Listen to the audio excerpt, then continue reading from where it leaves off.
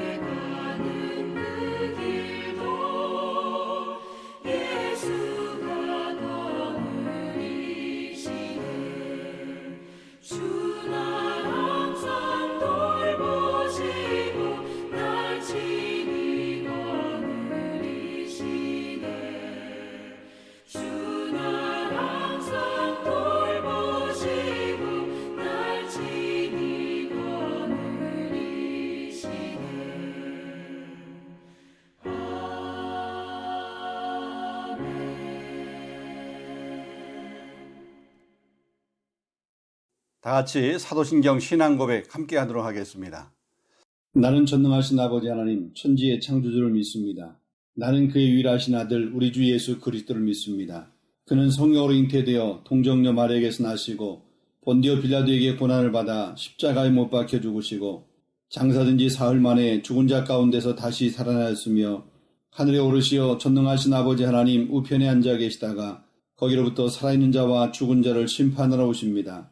나는 성령을 믿으며 거룩한 공교회와 성도의 교제와 죄를 용서받는 것과 몸의 부활과 영생을 믿습니다. 아멘. 오늘 우리에게 주신 하나님 말씀은 우리 고린도 후서 4장 1절로부터 6절까지 말씀 되겠습니다. 제가 말씀을 봉독합니다. 그러므로 우리가 이 직분을 받아 긍휼하심을 입은 대로 낙심하지 아니하고 이에 숨은 부끄러움의 일을 버리고 속임으로 행하지 아니하며 하나님의 말씀을 혼잡하게 하지 아니하고 오직 진리를 나타내므로 하나님 앞에서 각 사람의 양심에 대하여 스스로 추천하노라.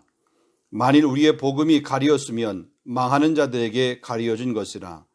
그 중에 이 세상의 신이 믿지 아니하는 자들의 마음을 혼미하게 하여 그리스도의 영광의 복음의 광채가 비치지 못하게 함이니 그리스도는 하나님의 형상이니라. 우리는 우리를 전파하는 것이 아니라 오직 그리스도 예수의 주 되신 것과 또 예수를 위하여 우리가 주의 종된 것을 전파함이라. 어두운 데 빛이 비추라 말씀하였던 그 하나님께서 예수 그리스도의 얼굴에 있는 하나님의 영광을 아는 빛을 우리 마음에 비추셨느니라. 아멘. 이제 계속해서 이 고린도 후서 말씀을 가지고 함께 말씀을 나누기로 합니다. 자, 우리 이 세상의 사람들을 크게 이렇게 두 종류로 이렇게 나눠보게 되면 빛의 영역에 사는 사람들과 반면에 어둠의 영역에 사는 사람들, 이렇게 우리가 구분해 볼 수 있습니다.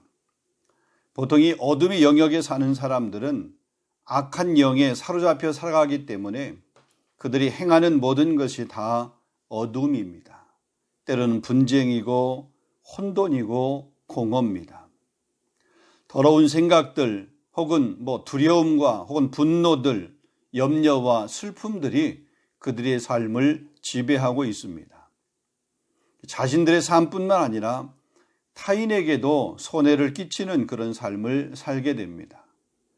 이 악한 영은 우리를 시험하여서 매일 넘어뜨리려고 그렇게 호시탐탐 노리고 있습니다. 할 수만 있으면 이 복음의 빛된 역사를 가로막으려고 하는 그런 일들을 이 어둠의 영, 사단은 끊임없이 계속해서 하고 있습니다.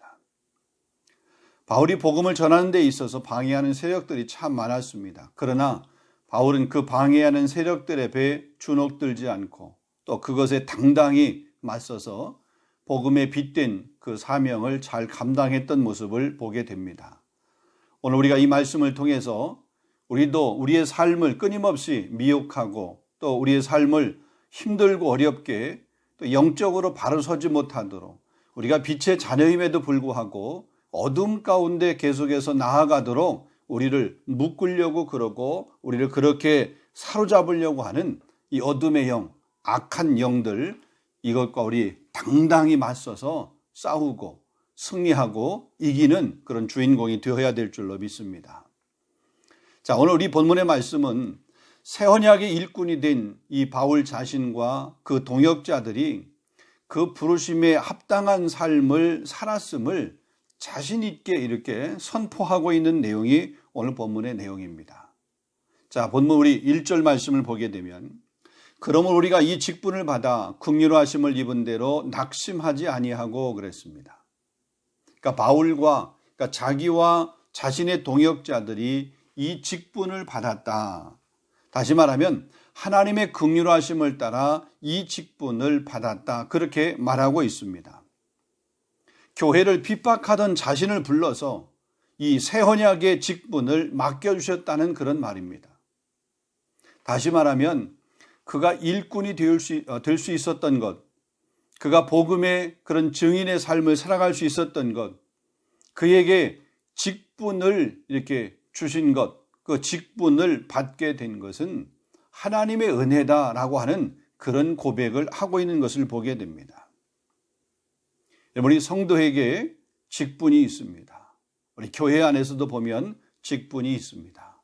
근데 이 직분은 하나님께서 주신 것입니다. 우리 교회에서 때로 이렇게 직분을 주지만 그러나 그건 사람이 주는 것이 아니라 하나님께서 우리 교회의 그 권위를 가지고 우리 각자에게 그 직분을 맡겨주는 것입니다. 여러분이 사람에게부터 받은 그런 임명장 혹은 사람에게도 받은 그런 직분도 참 중요하고 귀합니다. 하물며 하나님께서부터 받은 그런 직분, 주의 몸된 교회의 그 직분을 받은 그 직분자, 또 그 직분은 정말로 귀하고 또 아름답고 정말 존귀한 그런 직분인 줄로 믿습니다. 그러기에 이 귀한 직분을 우리는 잘 감당을 해야 되는 거죠.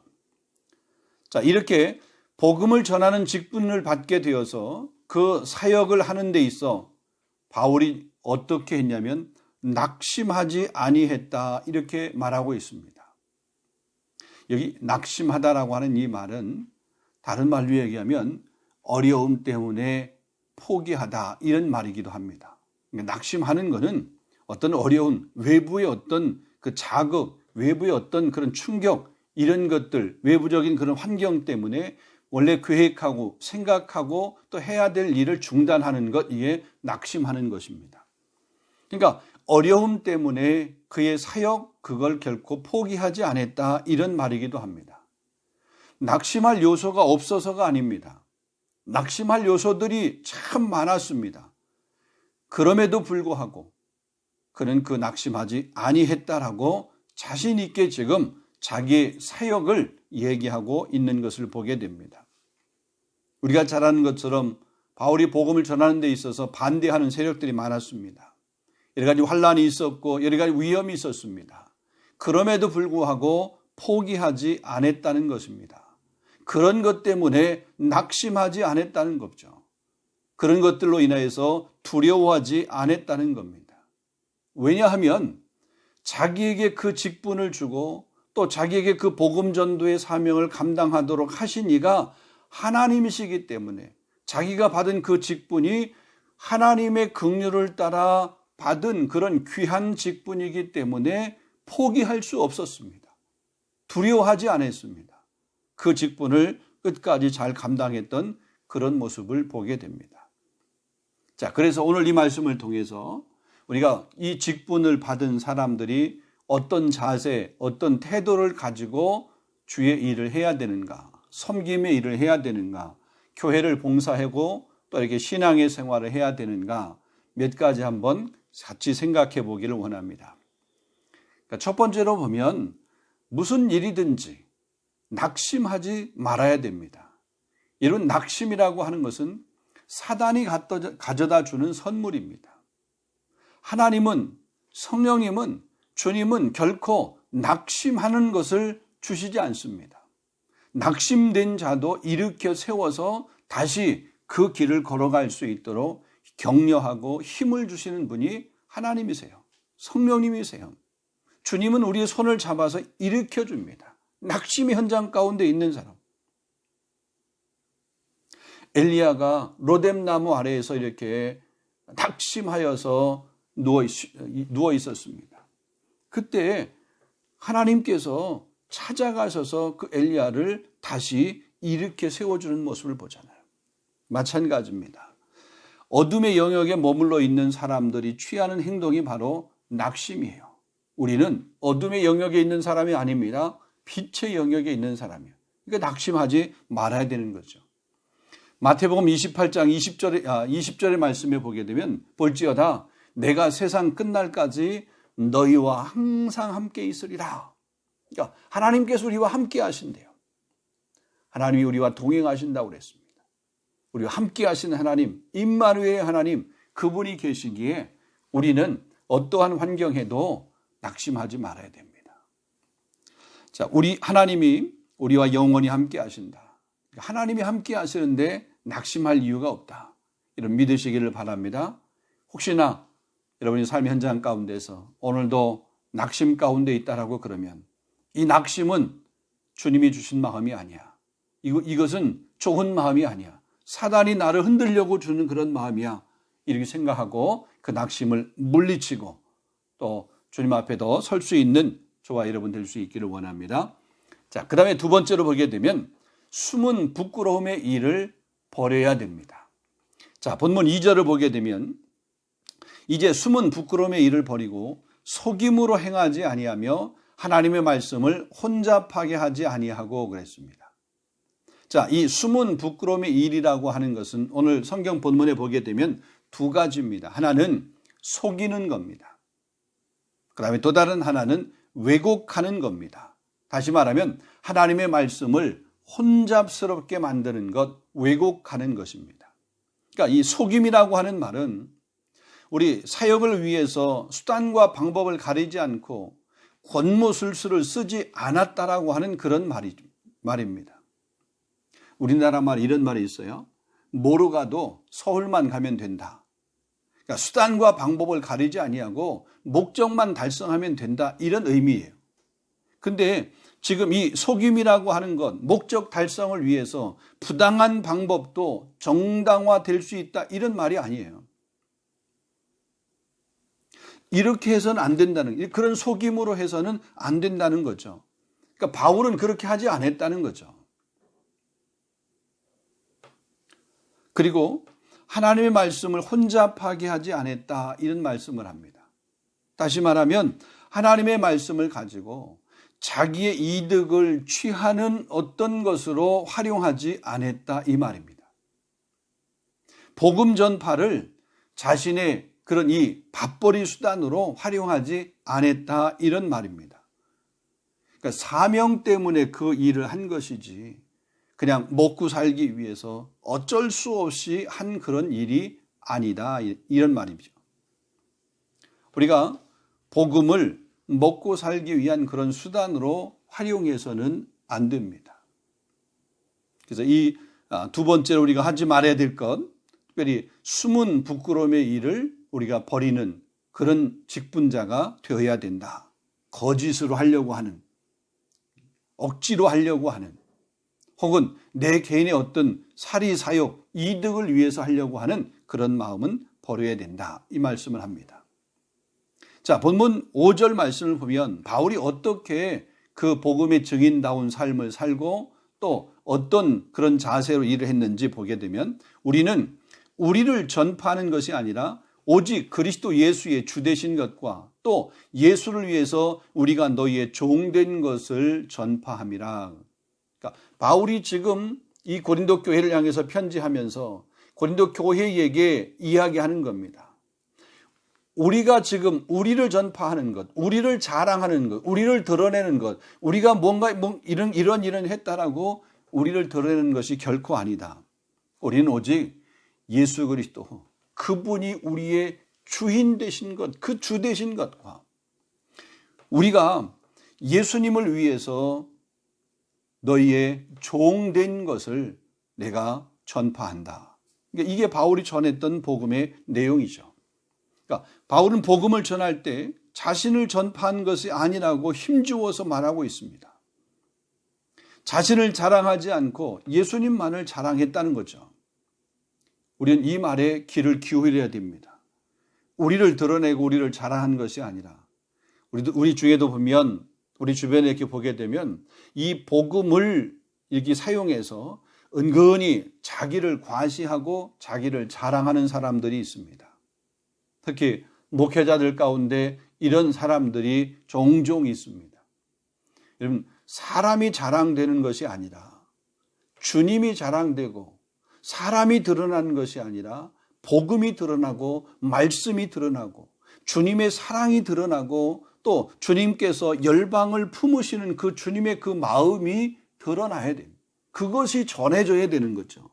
그 전하는 도구로 우리가 쓰임받는, 우리는 도구이지 우리가 높임을 받거나 우리가 드러나는 그런 도구가 되어서는 안 된다는 것입니다. 자, 그것이 세 번째입니다. 그래서 세 번째는 뭐냐면 오직 진리만을 나타내야 된다, 이겁니다. 자, 2절 하반절 말씀을 보게 되면 오직 진리를 나타내므로 하나님 앞에서 각 사람의 양심에 대해서 스스로 추천하노라. 오직 진리만을 나타내는 것, 진리만을 드러내는 것. 우리 3일 장로교회는 복음만을 드러내고 진리만을 드러내는 그런 귀한 교회가 되어야 되고, 저와 여러분 우리 성도들도 이 복음을 드러내는 그런 귀한 사람으로 쓰임 받아야 될 줄로 믿습니다. 자, 그리고 3절로부터 이제 6절까지 말씀을 보면 이 복음을 받은 자들의 반응에 관해서 크게 두 가지로 이렇게 말하고 있는 것을 보게 됩니다. 자, 3절을 보게 되면 만일 우리 복음이 가리웠으면 망하는 자들에게 가리워진 것이니라. 복음을 정확하게 전하는데도 믿지 않는 사람들이 있는 거죠. 소위 말해서 이런 사람들을 망하는 자들이라 이렇게 성경은 표현하고 있습니다. 그러니까 복음을 전했는데 그 복음을 받지 않는 사람, 망하는 자들, 이런 부류가 있는 것을 보게 돼요. 그러니까 복음 전했을 때의 반응은, 망하는 자들은 그 복음을 안 받는 거죠. 마치 돌짝밭과 같은 그런 마음이 되어버렸습니다. 길가와 같은 그런 마음이에요. 복음을 전혀 받지도 않고 또 복음이 싹이 나지도 않는 그런 모습이에요. 늘 그 복음을 전할 때 그 복음이 그냥 튕겨나가는 거죠. 영적으로 죽어 있었고 장님된 사람들에게 이 복음의 빛이 비춰지면 반드시 믿어야 그게 정상인데 믿지 못하는 거죠. 믿지 않는 사람들이 있는 겁니다. 이런 사람들을 캘빈은 선택받지 못한 사람들이다, 이런 말을 했습니다. 루터는 좀 더 현실적인 그런 말을 했는데, 루터는 자기가 가지고 있는 죄성 때문에 예수님을 거부하는 것이다, 이렇게 이야기를 했습니다. 이런 구원은 전적으로 하나님께서 주시는 은혜의 선물입니다. 하나님은 모든 사람이 구원을 받기를 원하고 계십니다. 그래서 디모데전서 2장 4절 말씀에 보면 하나님은 모든 사람이 구원을 받으며 진리를 아는 데 이르기를 원하느니라. 하나님의 세상을 이처럼 사랑하다 독생자를 주셨으니 이는 저를 믿는 자마다 멸망치 않고 영생을 얻게 하려 하심이라. 이 세상에는 모든 사람들이 구원을 받기를 원하시는 것이 하나님의 마음이고, 또 예수님께서 모든 사람의 죄를 용서하시기 위해서 십자가에 못 박혀 돌아가신 거죠. 그럼에도 불구하고 그 예수님의 그 마음, 예수님의 그 사랑, 그것을 거부하는 사람, 자신 안에 있는 그 죄성이 그 복음을 밀어내는 사람, 이런 사람들은 망하는 자들이다라는 거죠. 구원의 문이 활짝 열어놓고 기다리고 계심에도 불구하고 그 문으로 들어가지 않는 것은 자신의 책임이지, 그 책임을 하나님 앞에 혹은 그 책임을 주님 앞에 이렇게 돌릴 수 없다는 것입니다. 여러분, 바울 얼마나 완고한 사람이었습니까? 얼마나 자아가 강한 사람이었습니까? 얼마나 자기 의에 이렇게 심취해 있던 그런 사람입니까? 그런데 그런 사람도 예수를 믿게 되었습니다. 예수를 핍박하는 일에 가장 앞장섰던 사람도 이렇게 예수를 믿는 일에 믿게 되었는데, 이 세상에 예수를 믿지 않을 사람 없잖아요. 우리나라에 보면 이 초기 우리 한국 교회의 유명한 목사님 이기풍 목사님이라는 분이 계십니다. 1865년에 저 평양에서 태어나셨습니다. 근데 그 젊은 날 한때 얼마나 그 평양에서 유명한 그런 깡패 노릇을 했는지 모릅니다. 마포 삼열 선교사님이 그 지역에 복음을 전하러 갔을 때 돌을 들어서 그 마포 삼열 목사님을 향해서 던지고, 또 그래서 마포 삼열 목사님을 힘들게 했던, 다치게 했던 그런 사람입니다. 그가 예수를 믿었습니다. 그리고 목사가 되었습니다. 그리고 우리 제주도의 선교사로 이렇게 파송이 되어서 제주도에 그 복음의 그 횃불을 들었던 분이 바로 그 이기품 목사님이라는 그런 분입니다. 그러니까 우리 한국의 사도 바울과 같은 그런 일을 하셨던 분이 바로 이기품 목사님입니다. 자, 그렇게 완고했던 사람, 때로는 깡패, 복음을 전하는 사람을 돌로 쳐서 이렇게 치려고 쳤던 그런 사람인데, 그가 변하고 또 회심하고 목사가 되어서 선교사가 되어서 제주도의 복음을 전했다라고 하는 사실입니다. 여러분, 망하는 자들은 눈과 귀가 가려져 있습니다. 마음이 가려져 있습니다.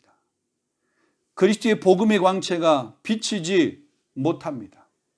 그렇지만 믿는 자에게는 하나님의 영광의 빛이 빛나게 됩니다. 오늘 본문 6절의 말씀에 보면 어두운 데 빛이 빛이라 말씀하였던 그 하나님께서 예수 그리스도의 얼굴에 있는 하나님의 영광을 아는 빛을 우리 마음에 비추셨느니라. 여러분, 우리 마음에 그 영광의 빛이 비춰졌어요.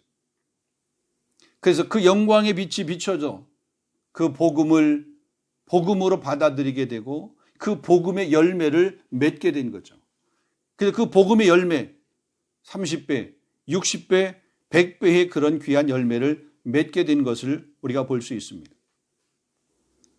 말씀의 결론을 우리가 드리겠습니다. 오늘 이 사도 바울, 예수의 주되심을 증거하다가 때로는 심한 고생을 해서 살 소망까지 끊어졌던 그런 사람입니다. 사방으로부터 여러 가지 환난과 핍박과 거꾸로뜨림을 그런 당했던 사람입니다. 환난과 핍박을 당하고 때로 매맞음과 굶주림을 겪었던 사람 뿐만 아니라 옥에 갇히기도 수없이 많이 했던 그런 사람입니다. 그러나 위로하시는 하나님을 믿었기에 그는 낙심하지 않았습니다. 복음을 전하는 그런 사명을 끝까지 감당을 했습니다. 그가 전한 것은 오직 진리였습니다. 예수 그리스도께서 우리의 주 되신 것을 그는 전했습니다. 그 예수 그리스도 때문에 내가 복음의 증인이 되고 또 이 고린도 교회를 향해서 내가 복음의 일꾼이 되었다라고 그렇게 증언하고 있습니다. 그의 고백, 고린도후서 4장 16절 말씀에 그가 이렇게 고백합니다. 그러므로 우리가 낙심하지 아니하노니 겉사람은 후패하나 우리의 속은 날로 새롭도다. 여러분, 이 사도 바울은 눈에 보이는 환경의 지배를 받으면서 결코 살지를 않았습니다. 오직 믿음으로 영원한 세계를 바라보며 살았습니다. 저와 여러분도 우리 삶의 현실만 바라보면서 그것 때문에 낙심하는 자가 아니라 영원한 하나님의 세계, 또 우리에게 이 빛으로 다가오신 빛 되신 주님을 바라보면서 사도 바울과 같이 우리 이익풍 목사님과 같이 복음의 증인되는 삶을 넉넉히 살아갈 수 있기를 주님의 이름으로 축원합니다. 우리 함께 기도하기를 원합니다. 우리에게 주신 말씀을 한번 생각하면서 때로 복음을 전하는 자의 자세가 어떤 자세에 되는가? 낙심은 복음 전하는 자의 자세로서는 합당치 못합니다. 성도의 삶에서 낙심은 금물입니다. 하나님 낙심하는 것이 아니라 하나님을 전적으로 신뢰함으로 하나님의 선하신 뜻을 늘 구하는 자가 되게 하여 주시옵소서. 우리 입술에 예수 그리스도가 주 되신 것을 전하고 증거할 수 있는 그런 담대한 입술이 되어질 수 있도록 복음 전도의 사명을 잘 감당하는 자가 되어질 수 있도록 은혜를 베풀어 주옵소서. 우리 교회가 이런 사명을 잘 감당하는 그런 사명의 교회가 되어질 수 있도록 인도해 주옵소서. 우리 직분자들을 위해서, 특별히 우리 다음 세대 우리 자녀들을 위해서, 우리 어린 주일학교, 유초등부, 또 우리 영유아부, 우리 중고등부, 또 우리 젊은 세대, 우리 청년들을 위해서 이렇게 기도하시고, 또 우리 성도들 가운데 여러 가지 아픔과 또 여러 가지 어려움 가운데, 특별히 코로나19 장기화로 경제적으로 힘들고 어려워하는 그런 가정들이 있는데 하나님 그들의 삶의 현장, 또 그들의 마음의 그 곤고함, 아픔을 위로해 주시고 또 새로운 그런 길들을 열어 주시옵소서. 코로나가 빨리 멈춰지게 해주시고 우리 예배와 우리 일상의 삶들이 다시 회복이 되어질 수 있도록 은혜 베풀어 주옵소서. 우리 교회가 후원하며 또 이렇게 선교하고 있는, 협력하고 있는 우리 선교사님과 그들의 사역을 위해서 이 시간에 한번 함께 기도하고 여러분 개인적으로 기도하고 또 주기도문으로 예배를 마치도록 하겠습니다. 저희 잠시 한번 기도하겠습니다. 거룩하신 아버지 하나님 감사합니다. 오늘 우리 귀한 말씀을 주셨습니다. 사도 바울이 복음을 전하는 전도자의 그런 자세, 마음이 어떠해야 되는지, 자기가 지금껏 어떻게 복음 전도하는 그 일을 감당했는지 우리 고린도 교회에게 편지하면서 주셨던 이 귀한 메시지가 오늘 우리에게 주시는 그런 메시지가 되어질 수 있도록 인도하여 주시옵소서. 그래서 하나님, 우리가 일상을 살아가면서 우리 삶 가운데서 낙심하지 않게 하시고 염려하지 않게 해주시옵시고 오직 모든 것이 하나님의 은혜로 되어질 것을 믿으면서 믿음으로 나아갈 수 있는 우리 모든 성도들이 되어질 수 있도록 주님 도와주시기를 원하옵고 기도합니다. 바울은 자기가 받은 그런 직분이 그 직분을 받기에 자기가 조금도 이렇게 어떤 자격이 되어지지 못했지만 그럼에도 불구하고 그 귀한 직분을 주신 것은 전적으로 하나님의 은혜라고 그가 고백을 했습니다.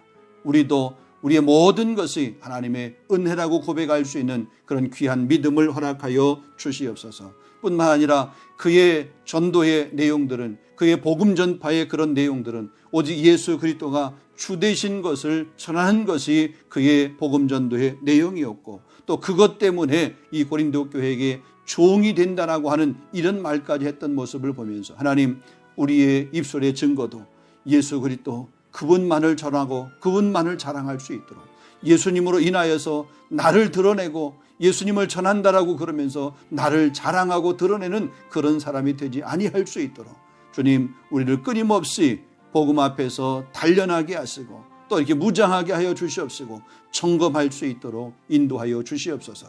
우리 교회를 복음의 귀한 일꾼, 복음의 사명 교회로 하나님 사용해 주시기를 간절히 소망합니다. 귀한 직분자들을 세워주시고 또 그 직분자를 통해서 지금까지 은혜롭게 예배하며 성장하게 하신 하나님 아버지, 마지막 때에 하나님의 귀하게 쓰시는 그런 귀한 교회로 쓰임받을 수 있도록 우리 직분자들 한 분 한 분이 그런 귀한 일꾼이 되어질 수 있도록 이후에 주님 앞에 섰을 때 자랑스러운 면류관을 썰 수 있는 그런 귀한 직분자들이 될 수 있도록 은혜를 더하여 주옵소서. 믿음의 믿음을 더하시기를 원합니다. 감당할 수 있는 건강도 허락하여 주시옵소서. 물질도 허락하여 주시옵소서. 시간도 허락하여 주시옵소서. 은사와 재능도 허락하여 주시옵소서. 그래서 하나님 앞에 온전히 헌신하고 우리의 삶은 하나님이 주신 귀한 복을 받아 누릴 수 있는 그런 축복의 귀한 주인공이 되게 하여 주옵시고 우리의 자녀, 우리 다음 세대 주님 기억하시기를 원합니다. 우리 교회가 정말 다음 세대에게, 우리 자녀 세대에게 주의 복음의 귀한 메시지를 잘 전수하고 또 그들도 우리 귀한 이 세계에 아름답게 쓰임받을 수 있는 믿음의 거목으로 잘 양육할 수 있도록 다음 세대를 키우는, 다음 세대를 책임지는 우리 교회의 사명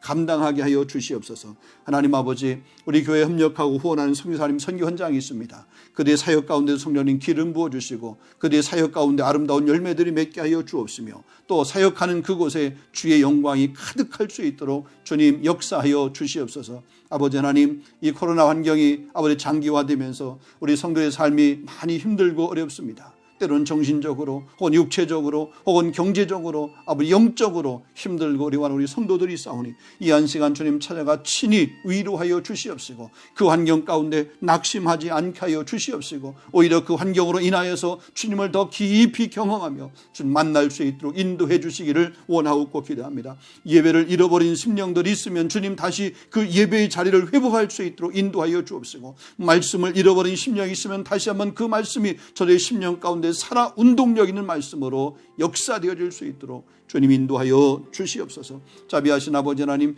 특별히 하나님 간구하며 기도합니다. 우리가 살고 있는 이 민족을 기억하시고 우리 대한민국을 주님 기억하시고 공의와 정의가 하수와 같이 흐를 수 있는 그런 나라, 그런 민족이 되어질 수 있도록 성령님 역사하여 주시옵소서. 오늘도 우리 개인적인 기도 제목을 가지고 계속해서 이어서 기도하게 될 때에 주님 들으시고 응답하시며 가정마다 작은 천국이 이루어지게 하시고 우리가 기도하는 그 현장마다 응답의 아름다운 역사가 있을 수 있도록 축복하여 주시옵소서. 주님 도와주시길 간절히 소망합니다.